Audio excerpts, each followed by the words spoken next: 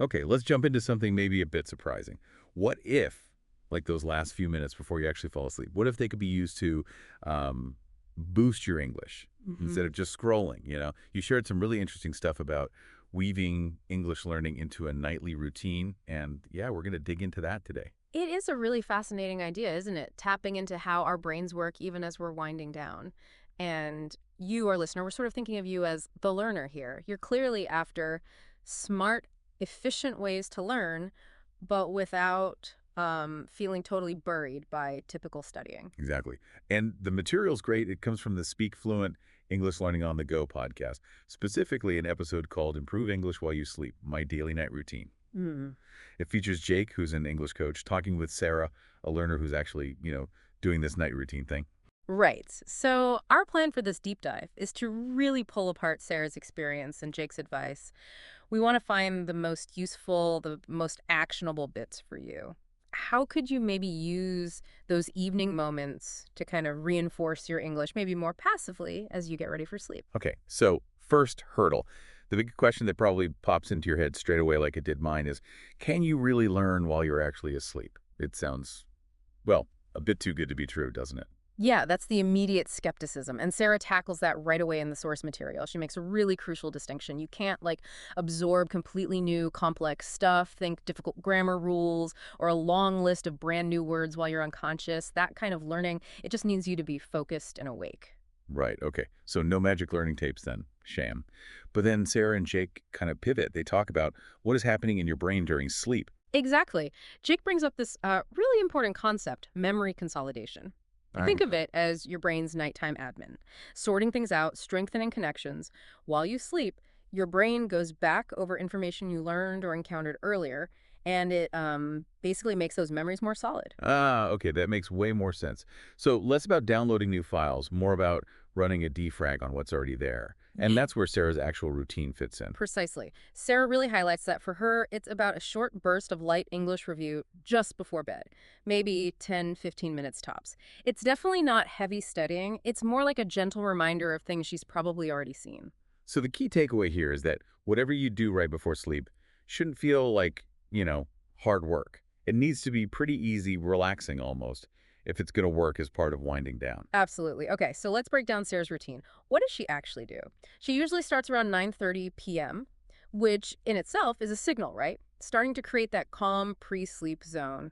And the first step, turning off social media, which honestly just sounds like solid advice for everyone, doesn't it? Jake points out it's got that double whammy benefit, less blue light exposure, which we know can disrupt sleep, Right? and fewer notifications buzzing, keeping your mind kind of agitated and jumping around. Yeah, it creates that little bubble of focus. Okay, so step two. Then she does about 10 minutes of light English reading, short stories, maybe an article, and her technique for new words is quite interesting. Oh, yeah, I like this bit. She underlines them, but crucially, she doesn't stop reading to look them up then and there. Yeah. She keeps the momentum going, avoids getting stuck or frustrated, I guess. You can always check them later. Exactly, keeps her immersed in the reading experience. Then, after reading, comes listening. About 15 to 20 minutes of, say, English podcasts or maybe YouTube videos. And this is important, she usually has the subtitles on. Right, and her goal isn't total comprehension, is it? No, she says she kind of just lets the language flow into her ears. Huh. It's more about tuning into the rhythm, the sounds of English, with the text there as a bit of a safety net. Okay, makes sense.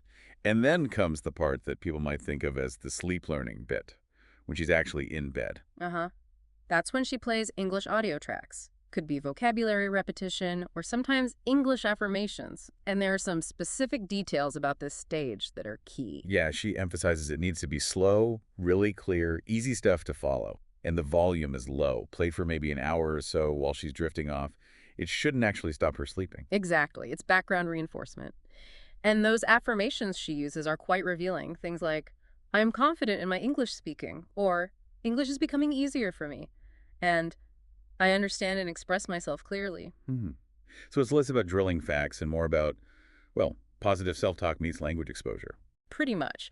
Reinforcing a positive attitude towards learning and just letting the sounds of English kind of soak in subconsciously.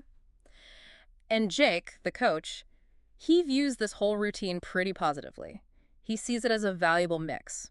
You get the active input earlier, then this sort of gentle reinforcement and positive mindset stuff as she falls asleep. Okay, so that's the routine. But the million-dollar question is, does it work? Has Sarah actually noticed any real improvement?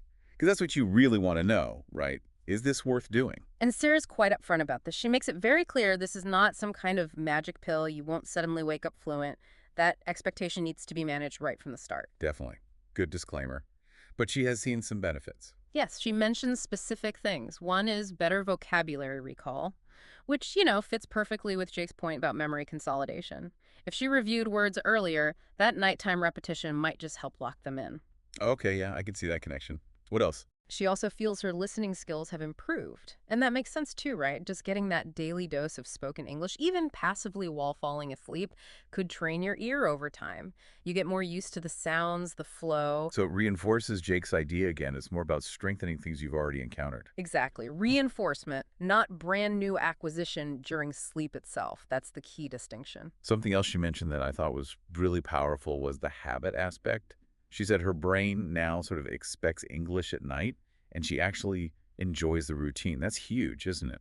Oh, absolutely. When learning stops feeling like a chore and becomes just a normal, even pleasant part of your day, your chances of sticking with it go way up. Right. And that ties right into Jake's core principle he mentions: consistency beats intensity. Ah, yes, the classic. It really applies here. Those small daily steps, like Sarah's short routine, they often add up to more than, say, one massive stressful study session once a week that you end up dreading. Makes total sense. Okay, so we've got the concept, the routine, the results. Let's pivot to practical advice.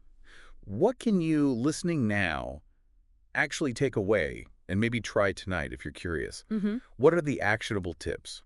Well, pulling straight from Sarah, the first tip is start really small. Don't feel you have to copy her whole routine immediately. She suggests even 5 minutes of reading, 5 minutes of listening. That's it, just to get the ball rolling. I like that. Low barrier to entry. What's next? Her second tip is basically just do it. Don't overthink it too much.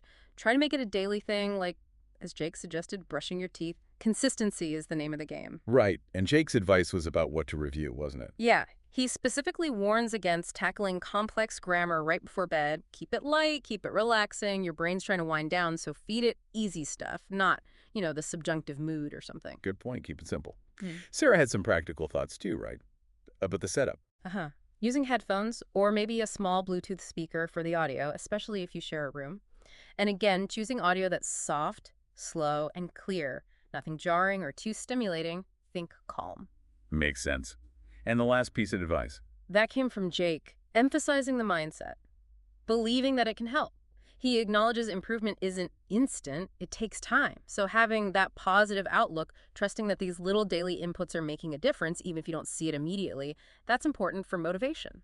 Okay, so wrapping this up, the big takeaways from Sarah and Jake seem to be using that pre-sleep window for consolidation, for reinforcing what you've already touched upon, Hmm. and building that consistent, low-pressure habit of engaging with English daily.